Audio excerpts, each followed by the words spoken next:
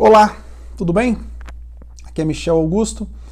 Eu queria falar com vocês hoje sobre as raízes jurídicas das imposições ideológicas de gênero.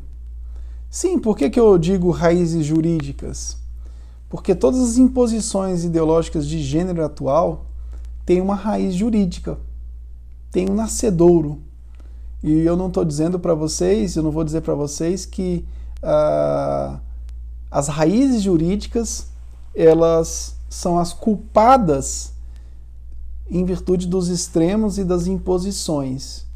Mas eu quero argumentar que aquilo que nós vivemos hoje tem raízes jurídicas e eu quero trazer essas raízes para ajudar você a argumentar melhor a sua fé. Esse canal, o Instituto Cristianismo e Direito, ele visa exatamente isso, capacitar cristãos, juristas, na arte de lançar a cosmovisão cristã como luz na sociedade e trazer respostas que interliguem a cosmovisão cristã e os movimentos do direito.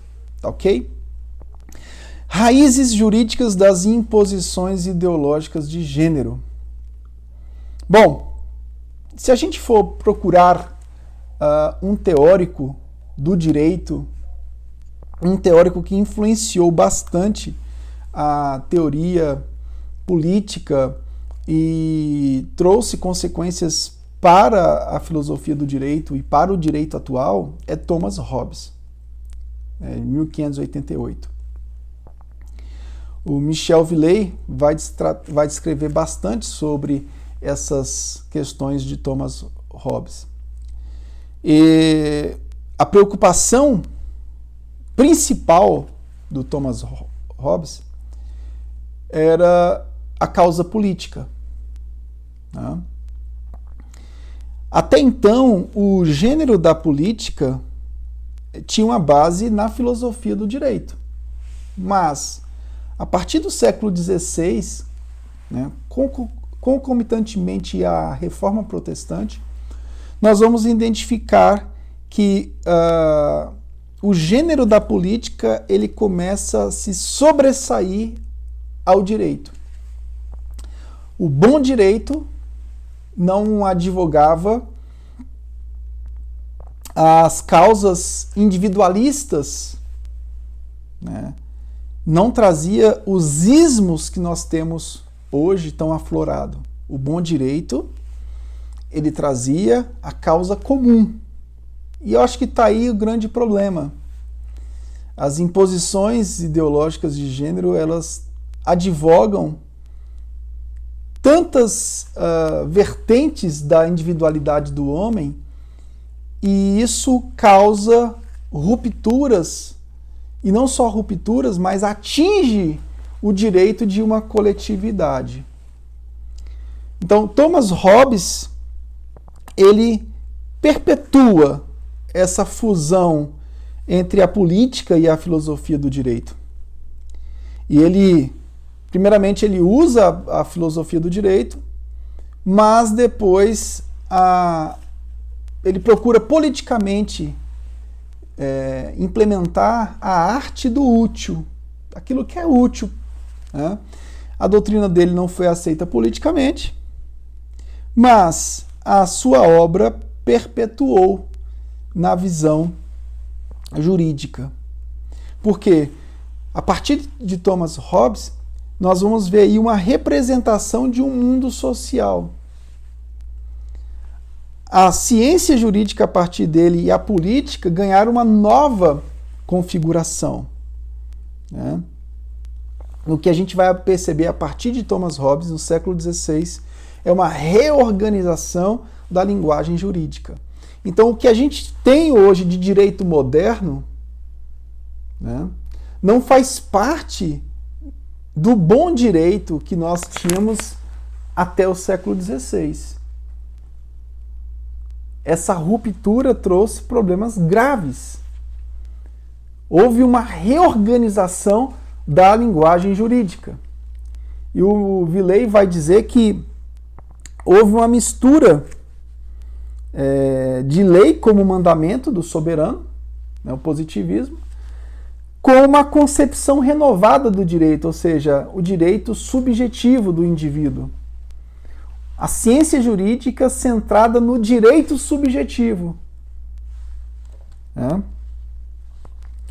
Bom, então a partir de Thomas Hobbes nós vamos identificar que o direito do indivíduo, olha aí, começa a identificar aí as relações com a questão atual. O direito do indivíduo, né, ele começa a ser trabalhado em demasia. Ele começa a ter um valor diante da sua subjetividade que sobrepuja os valores de uma polis, de uma comunidade. Né? E em sentido estrito, o verdadeiro direito, e eu concordo com Michel Villey, não concordo com tudo, eu sou igual o Jean-Marc Berthaud, não concordo com tudo em relação ao Villey. Mas eu acho que o Villey tem uma importância, assim como o Berthaud achou, eu também tenho convicção que o Michel Villey tem uma importância muito grande para a gente entender o que acontece hoje. Então, o direito, eu digo o direito verdadeiro, ele trabalha considerando o todo. Sim, nós temos demandas individuais, mas as demandas individuais, elas não podem prejudicar outras demandas. Esse é o grande problema dos direitos humanos. As liberdades, elas se conflitam. Se a gente pensar o direito como ele deveria ser pensado, conforme até o direito romano, que busca raízes lá em Aristóteles, o direito não é rigorosamente individual. Ele não é subjetivo. Ele não se limita ao indivíduo. Ele implica uma relação entre indivíduos. Conforme o Villey nos lembra. É o resultado de uma partilha. Vocês identificam aí como nós estamos vivendo hoje? Então, a partir da Declaração da ONU de 48, e não só da Declaração da ONU, a partir das revoluções americana, francesa, sim, que trouxe algumas coisas boas, como, por exemplo, o freio que o Estado precisa, né, diante da sociedade, mas o subjetivismo dos direitos individuais desencadearam hoje numa busca infinita por direitos. E os grupos, eles buscam no Estado, através do legislativo, chancelar todos esses direitos. Como se o Estado tivesse que legislar a moralidade. Olha, o Estado não precisa, não deve se meter com a questão da moralidade, seja ela do cristianismo ou seja daquilo que as pessoas consideram como moral. Porque se o Estado entra nessa seara, o Estado fere até mesmo o bom direito. Porque aquilo que é moral para um é imoral para o outro. Vocês estão entendendo a questão? Aonde que a questão ela gira em torno? Bom, eu vou discordar um pouco do Michel Villey aqui, quando ele fala que o direito moderno tem raízes no cristianismo. Eu vou fazer outro vídeo trazendo alguns contrapontos em relação a isso. Mas o que o Michel Villey vai argumentar é que o direito subjetivo ele tem uma participação no estoicismo, né? À medida que lá em Cícero começa a se misturar com o direito, propõe-se o direito numa visão individualista, ok? Depois ele vai passar pelo nominalismo no século XIV, na escolástica franciscana. Ele vai citar, por exemplo, Guilherme de Ockham. Guilherme de Ockham não era um jurista, né? Mas ele traz algumas questões que gera direitos subjetivos com base em princípios de moralidade, né? E Hobbes combateu contra as concepções clássicas anteriores, que vem lá de Aristóteles, dizendo que o direito subjetivo ele deve existir, né? E isso traz uma nova imagem do direito, da ciência jurídica, que ao mesmo tempo ela se torna racional pelo período, mas ao mesmo tempo ela é uma nova ciência voltada para o indivíduo, não para a sociedade em si. Tá ok? Bom, existe aí houve um rompimento com Tomás de Aquino, né, no século XII. Esse rompimento trouxe algumas questões complexas. A partir de Tomás de Aquino, o direito ele se divorcia da lei de Deus completamente e toma um novo rumo. Isso foi bom e, por outro lado, foi ruim, na minha opinião. Foi bom por quê? Vou dizer primeiro o porquê que foi ruim. Foi ruim porque a lei de Deus deixou de ser o critério maior de soberania sobre a sociedade. Por outro lado, foi bom porque o direito, quando ele busca bases morais, seja no cristianismo ou em outro local, ele dá espaço para que as outras pessoas também levantem lebres para que a legislação legisle a favor daquilo que ela entende o que é moral. Então, esse rompimento foi bom e foi ruim. E é o que acontece hoje, né? É o que acontece hoje. Os grupos estão buscando na legislação, dentro dos seus direitos individuais, coisas absurdas. Como eu citei no outro vídeo, né? Projetos de lei que ia gerar a prática, que ia gerar a prática do incesto. O incesto deixaria de ser crime. Você imagine que loucura. Ainda bem que isso foi tirado de pauta. O deputado Orlando Silva propôs isso. Então, a criatividade do individualismo, do subjetivismo, gera direito para tudo. Daqui a pouco as pessoas vão querer impor casamento de seres humanos com animais. Isso tudo com base nos direitos individuais. Então, essa questão dos direitos individuais, em algum momento tem o seu valor, mas ao passar do tempo, isso se torna uma imposição, se torna uma tirania. Né? Uma tirania. E o Jean-Marc Bertholli vai dizer que, ao contrário dos direitos humanos, o direito, o bom direito, como existe na prática, não é de forma nenhuma uma construção apenas racional, ou um sistema subjetivo, arbitrário e ideologicamente, que é uma ideologia especulativa do homem. E isso não deve ser posto à parte da sociedade em que vive.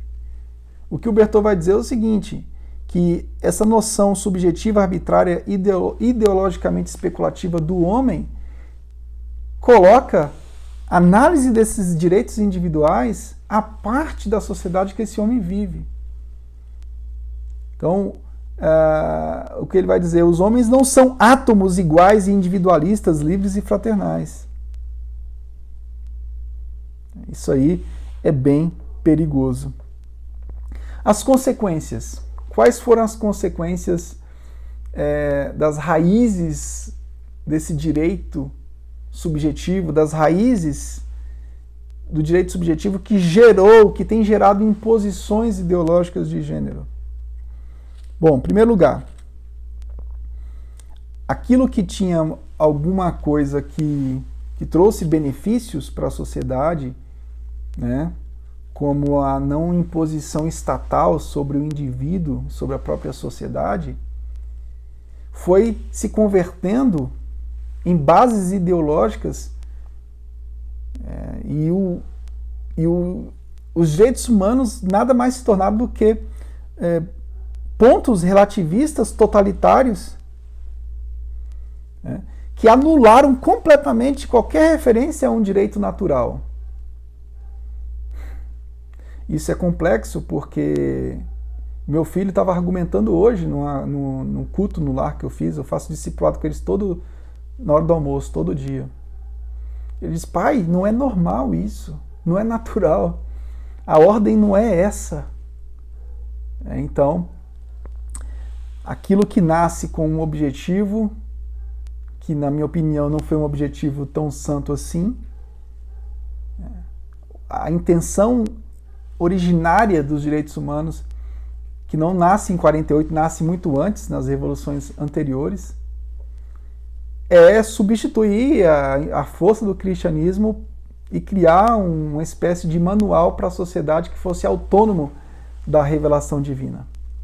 E a consequência está aí. O divórcio feito com a influência da palavra de Deus e do cristianismo tem gerado tudo o que a gente vê hoje. Claro que a consequência maior veio através da queda de Adão. E a gente tem esperança na redenção em Cristo. Nós estamos baseados numa cosmovisão cristã. Mas, do ponto de vista jurídico, nós temos essa história aí. A Eugênia Rochella vai falar justamente isso, que aos poucos os direitos humanos se converteram na base ideológica de um relativismo totalitário. 2. A segunda consequência é a raça, o gênero e a identidade se tornaram o centro de tudo. E a academia, ela se tornou um ambiente ativista. As ideias evoluem o tempo todo. E elas evoluem de forma grosseira,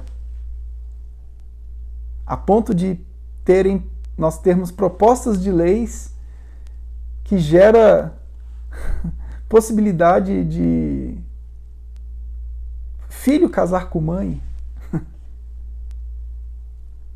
Então, essa evolução das ideias que nasce no pós-modernismo francês, ela não ameaça somente as famílias cristãs, mas elas ameaçam também a democracia liberal. Elas ameaçam até a própria modernidade. Isso quem vai dizer é o James Lindsay. 3. O Michael Baroni ele vai dizer que nesse ambiente pós-moderno, em decorrência das raízes individualistas do direito, que desaguam na exigência de inúmeros outros direitos que não param de ser exigidos, essas exigências todas, elas dificilmente elas são colocadas sob a mesa para um debate sério. A divergência é sempre desencorajada e é penalizada. Se você divergir com essas ideias, você é penalizado. E o judiciário que herda esse subjetivismo do direito, a partir de Thomas Hobbes, ele vai assimilar o direito, não na concepção aristotélica, mas a partir dessa concepção individualista, subjetivista, e, na minha opinião, perigosíssima, porque não considera o todo. Os pais pagam pelo custo, porque isso influencia a educação também. Em quarto lugar, Peter Crifter vai dizer que muitos cristãos caíram na armadilha de proclamar paz, paz, quando não há paz alguma. Meus queridos, deixa eu falar uma coisa para vocês. Eu conheço perfeitamente as questões culturais. Há momentos de você se engajar para transformar a cultura.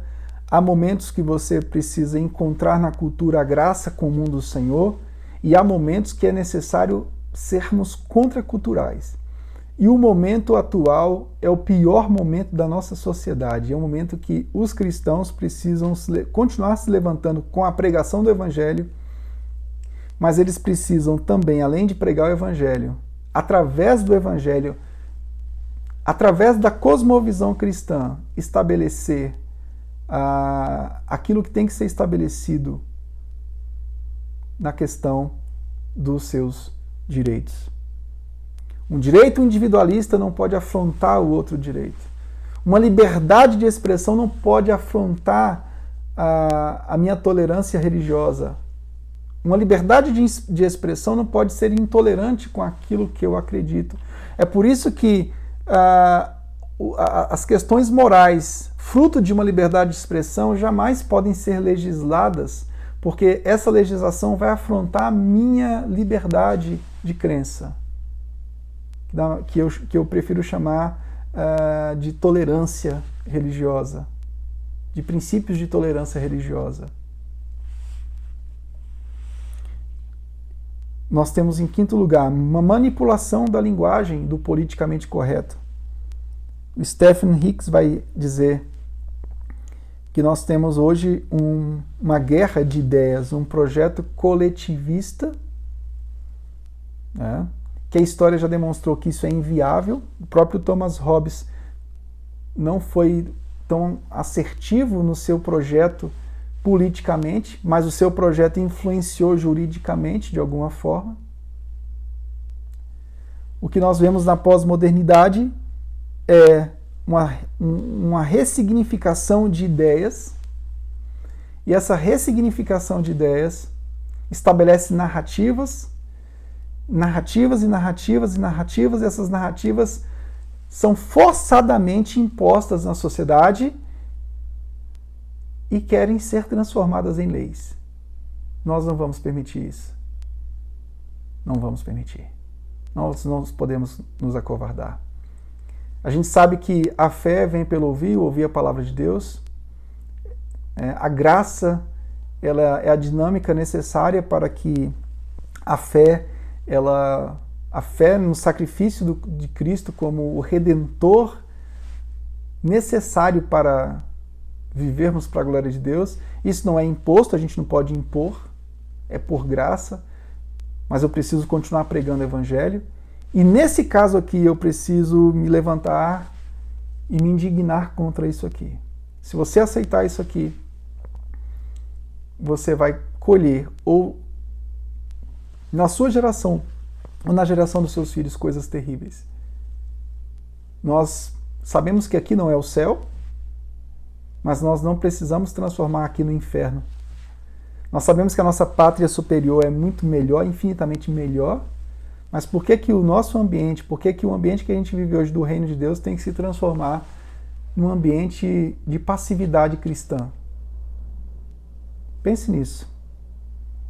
As raízes jurídicas dessas imposições ideológicas em Thomas Hobbes desaguou começou no século XVI com um racionalismo, mas um subjetivismo também. Até chegar no século XXI, esse subjetivismo ele foi elevado a uma altura muito maior. Isso aconteceu em todas as disciplinas. Na teologia, aconteceu na filosofia, e não poderia deixar de ter acontecido no direito. E os juízes, cada cabeça é uma sentença. Quando você entra com a causa na justiça, ore a Deus para que Deus te abençoe, porque não confie que um juiz vai ter tanta coerência para julgar as questões. Mas nós vamos ter que nos levantar diante dessas questões. Não vamos só orar. Vamos agir para que essas esferas morais que os grupos levantam não possam prejudicar o meu direito. E esse direito faz parte de um conjunto social. Essa era a boa filosofia aristotélica que Hobbes quebrou, e que o Michel Villei vai dizer que foi restaurada lá em Tomás de Aquino. Eu tenho um problema com Tomás de Aquino porque houve uma ruptura ali com a revelação divina nesse aspecto, mas por outro lado tem aí alguma coisa que a gente pode aproveitar, tá bom? Vamos em frente então, acompanhe nosso canal, se inscreva aí, deixa um like no vídeo e compartilhe o máximo que você puder esse vídeo. Um abraço, tchau, tchau.